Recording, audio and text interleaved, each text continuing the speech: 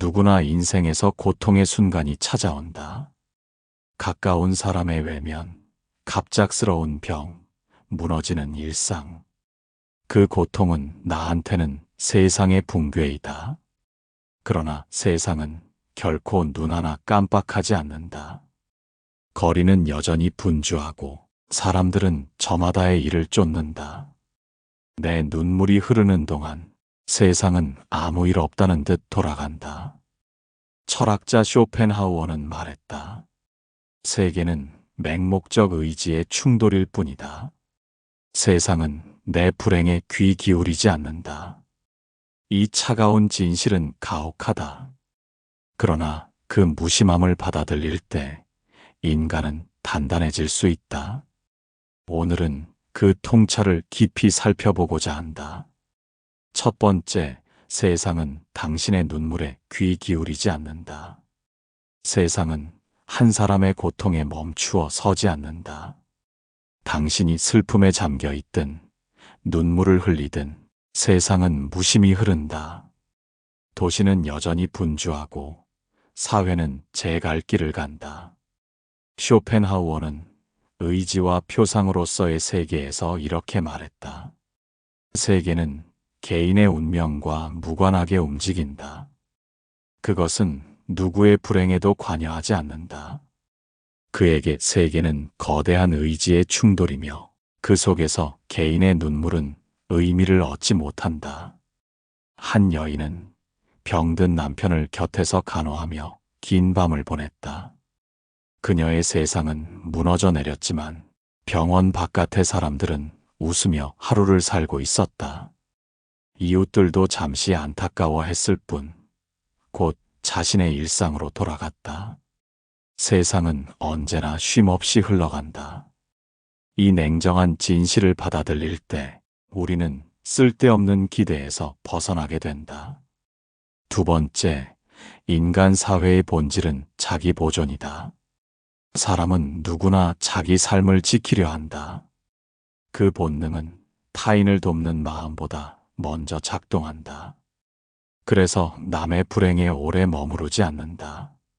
쇼펜하우어는 인간의 모든 행위가 자기 보존의 의지에서 비롯된다고 했다. 겉으로는 동정을 베풀지만 그것조차 자기 감정을 달래는 방편일 뿐이다. 결국 타인의 불행은 잠시 스쳐 지나가는 장면에 불과하다. 한 남성은 수십 년 지켜온 사업이 하루아침에 무너졌다. 그때 그는 오랜 동업자를 의지했다. 그러나 친구는 곧 다른 투자처를 찾아 떠나버렸다. 그의 고통은 친구의 계산 속에서 머무르지 않았다. 인간 사회는 냉혹하다. 자기 몫을 지키는 데 집중하기 때문이다. 이 진실을 아는 순간 당신은 남에게 기대어 서려는 습관을 버리게 된다. 세 번째, 타인의 불행은 구경거리일 뿐이다. 사람은 남의 고통을 진심으로 공감한다고 믿는다. 그러나 많은 경우 그 불행은 곧 이야깃거리가 되고 만다. 인간은 타인의 눈물을 안타까움보다 호기심으로 소비하는 경우가 많다. 쇼펜하우어는 이렇게 말했다. 인간은 남의 고통을 이해한다고 착각한다. 그러나 실제로는 자기 감정을 비추는 거울일 뿐이다. 즉, 우리는 남의 불행을 공감하는 것이 아니라 그 안에서 자기 감정을 확인할 뿐이다. 한 모임에서 한 사람의 이혼 이야기가 흘러나왔다. 처음에는 모두 고개를 끄덕이며 위로했다. 그러나 시간이 지나자 그 이야기는 뒷말의 소재로 변했다. 그의 불행은 더 이상 아픔이 아니라 누군가의 잡담거리에 불과했다. 타인의 불행은 이렇게 쉽게 소비된다. 이 사실은 차갑지만 삶을 보는 눈을 바꾸게 한다. 세상과 사람의 무심함을 인정하는 순간 당신은 더 단단해질 수 있는 것이다. 네 번째, 세상은 당신 때문에 멈추지 않는다. 개인의 불행은 그 순간 전부처럼 보인다. 그러나 세상이라는 바다의 관점에서 보면 그것은 아주 작은 파도에 불과하다. 강물은 한 방울의 눈물의 흐름을 바꾸지 않는다. 쇼펜하우어는 세계는 인간의 희로애락에 맞춰 움직이지 않는다라고 했다. 세계는 의지의 흐름일 뿐 특정한 이의 고통에 발걸음을 멈추지 않는다. 한 직장인은 큰 사고를 겪었다. 그의 삶은 흔들렸지만 회사는 다음 날에도 정상 출근을 요구했다. 조직은 개인의 상처를 멈추어 바라봐주지 않았다. 세상은 거대한 흐름이다. 개인의 불행은 그 속에서 잠시 일렁이는 물결일 뿐이다. 이 사실을 깨달을 때 우리는 세상의 서운함을 덜 느끼게 된다. 다섯 번째, 기대가 클수록 상처도 깊어진다. 세상이 내 고통을 알아주리라 기대하는 순간, 실망은 더욱 크다. 사람은 마음속으로 이 정도면 누군가 내 편이 되어주겠지라 믿는다. 그러나 현실은 냉혹하다. 쇼펜하우어는 기대는 인간을 가장 크게 속이는 감정이라 했다. 기대가 클수록 그 무너짐은 더 날카롭다. 한 여성은 이웃과 오랜 정을 나눴다. 남편의 장례를 치르는 날, 그녀는 그들이 곁에 있어 주리라 믿었다. 그러나 참석자는 극히 적었고 그마저도 바쁜 일정을 이유로 서둘러 자리를 떴다. 그녀는 깨달았다. 내가 바랐던 위로는 결국 스스로 만들어야 한다는 사실을. 세상의 무심함보다 더 큰 고통은 내가 만든 헛된 기대였다.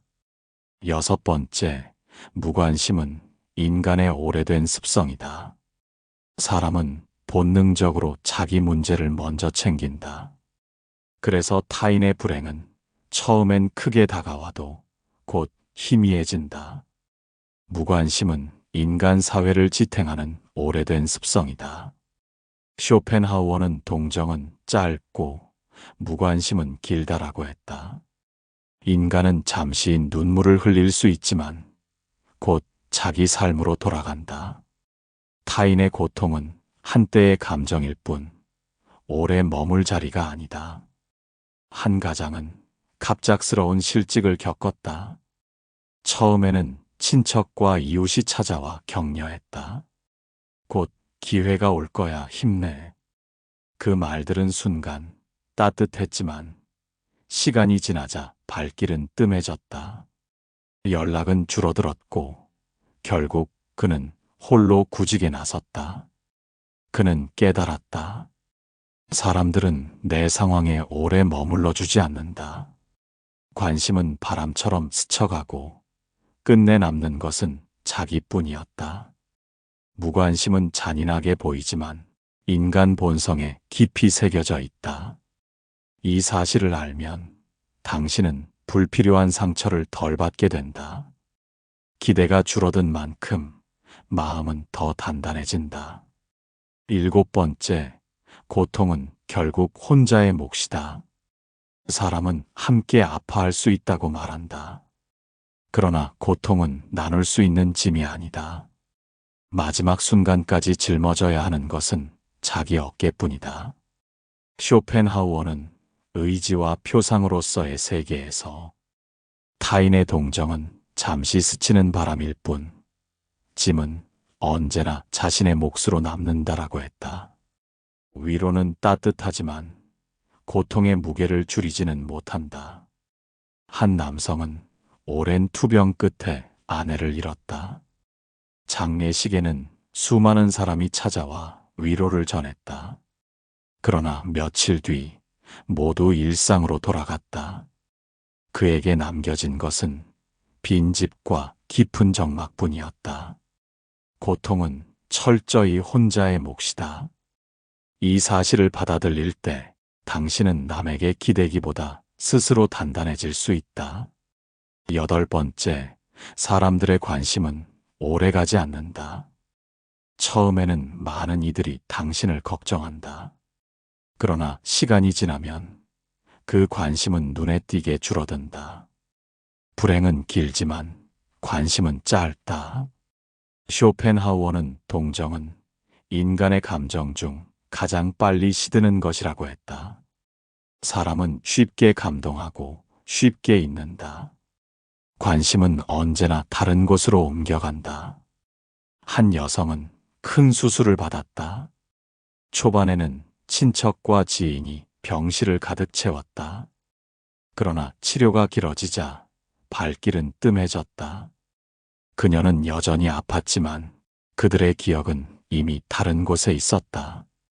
관심의 짧음을 알면 실망을 줄일 수 있다.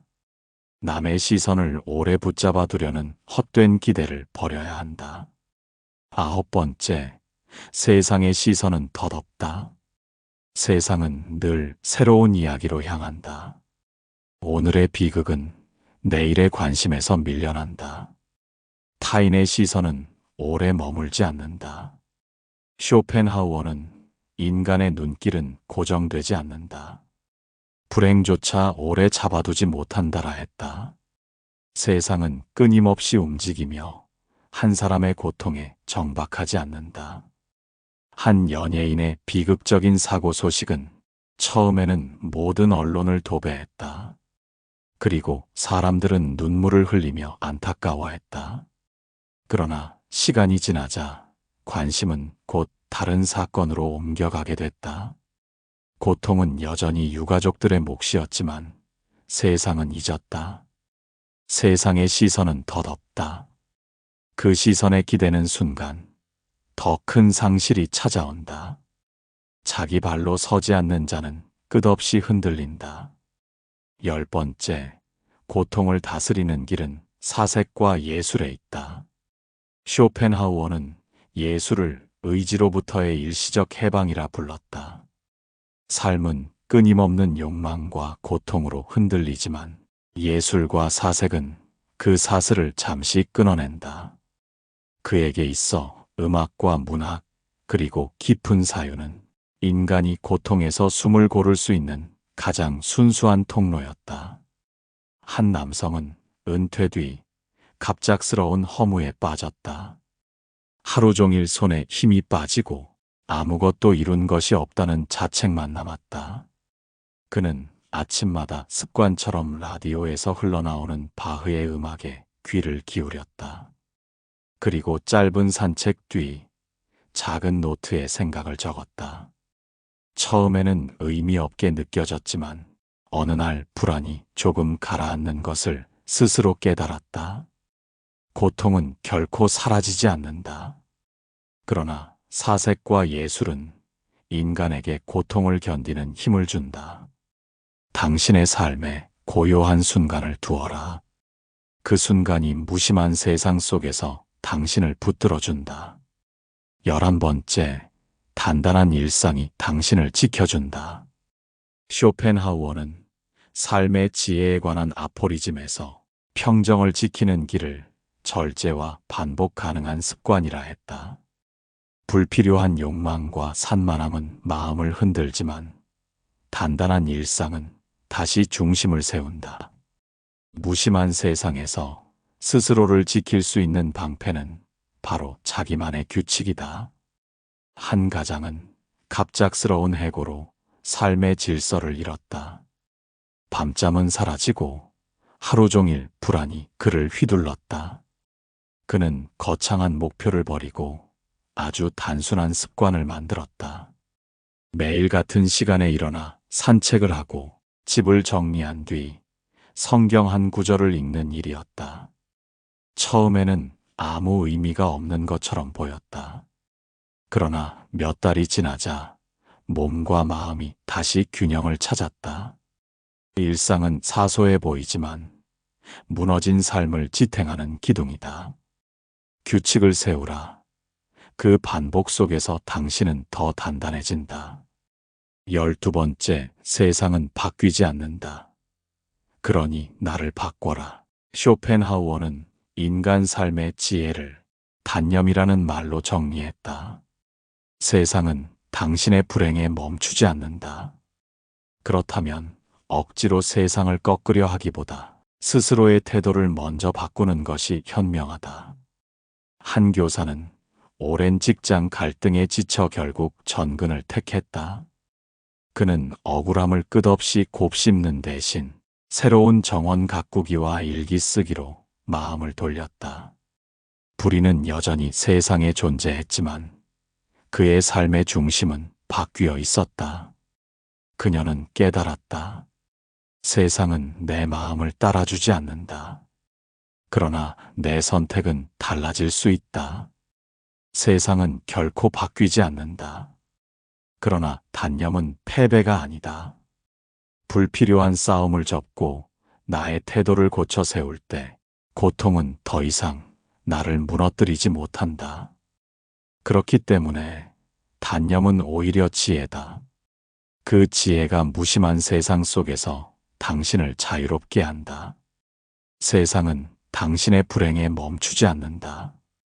당신이 눈물을 흘려도 거리는 분주하고 사람들은 각자의 삶을 좇는다.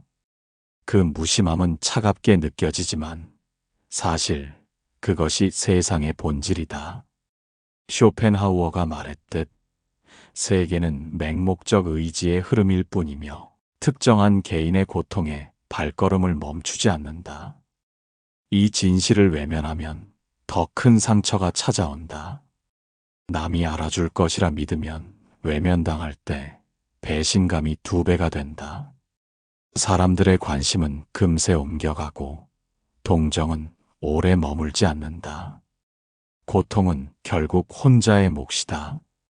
그러나 이 깨달음은 절망이 아니라 오히려 지혜로 나아가는 문이다. 세상이 무심하다는 것을 아는 순간 당신은 쓸데없는 기대에서 벗어난다. 남의 인정과 관심을 붙잡으려는 욕망도 내려놓을 수 있다. 그러면 비로소 당신의 힘으로 서게 된다. 고통은 여전히 남겠지만 그 고통은 더 이상 당신을 집어삼키지 못한다. 왜냐하면 그 무게를 나누어 줄 타인을 찾지 않고 스스로 짊어질 준비가 되어 있기 때문이다. 이 무심한 세상에서 당신을 붙드는 힘은 밖이 아니라 안에서 온다. 사색과 예술이 당신의 영혼을 잠시 숨쉬게 하고 반복되는 작은 일상이 당신의 삶을 단단히 붙든다. 그리고 단념은 패배가 아니라 지혜다. 세상을 바꾸려 애쓰기보다 스스로의 태도를 바꿀 때 인간은 자유로워진다. 무심한 세상은 바뀌지 않는다. 그러나 그 속에서 당신은 단단해질 수 있다. 남의 관심은 바람처럼 스쳐가지만 당신의 의지는 당신 곁에 남는다. 그 의지를 세워라. 그러면 세상의 무심함조차 더 이상 두려운 적이 아니라 당신을 단련하는 스승이 된다. 시청해 주셔서 감사합니다.